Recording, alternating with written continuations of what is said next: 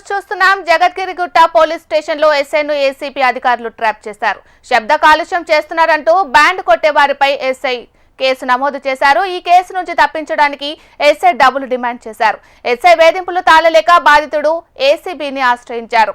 15,000 రూపాయలు లంచం తీసుకుంటూ ఎస్ఐ రెడ్ హ్యాండెడ్ గా ఏసీబీకి పట్టుబడ్డాడు.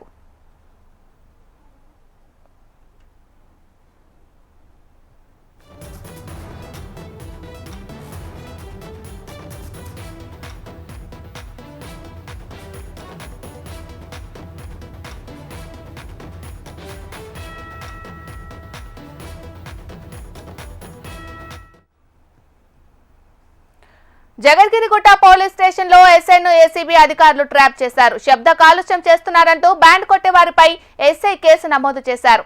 ఈ కేసు నుంచి తప్పించడానికి ఎస్ఐ డబ్బులు డిమాండ్ చేశారు. ఎస్ఐ వేధింపులు తాళలేక బాధితుడు ఏసీబీని ఆశ్రయించారు. 15,000 రూపాయలు లంచం తీసుకుంటూ ఎస్ఐ రెడ్ హ్యాండెడ్ గా ఏసీబీకి పట్టుబడ్డాడు. మరి ఇదే అంశానికి సంబంధించి మరింత సమాచారాన్ని మా హైదరాబాద్ బ్యూరో రమణ అందిస్తారు. రమణ, మీనాక్షి, వరుసగా కాకీలైతే ఈ ఏసీబీ ట్రాప్ లో పడుతున్నారు. అంటే అవినీతి ఆరోపణలు అనేవి పెరిగిపోతుండడం కొత్త ఆందోళన గురిచేస్తుంది. మొన్నటి మనం చూసాం షామీర్పేట్ సంబంధించి.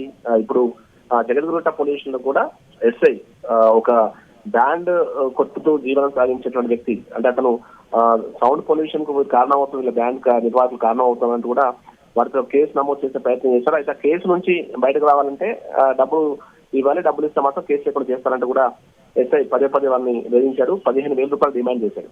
ఈ క్రమంలో బాధితులైతే ఏసీబీని ఆశ్రయించడంతో ఏసీబీ అధికారులు ఈ రోజు రెడ్ హ్యాండెడ్ గా, అంటే బాధితులు డబ్బులు ఇచ్చే టైంలోనే ఎస్ఐ శంకర్ ను పట్టుకున్నారు.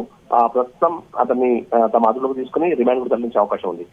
అయితే ప్రస్తుతం ఇంకా లోపల పోలీస్ స్టేషన్ లో కూడా కొంత సోదాలు కూడా చేశారు. అంటే గతంలో కూడా ఇతనిపై ఏమైనా ఆరోపణలు ఉన్నాయా, గతంలో ఏమైనా ఈ లంచాలు తీసుకున్నారా, ఇలాంటి వివరాలు రాబట్టే ప్రయత్నం అయితే ప్రస్తుతం ఏసీబీ అధికారులు చేస్తూ ఉన్నారు.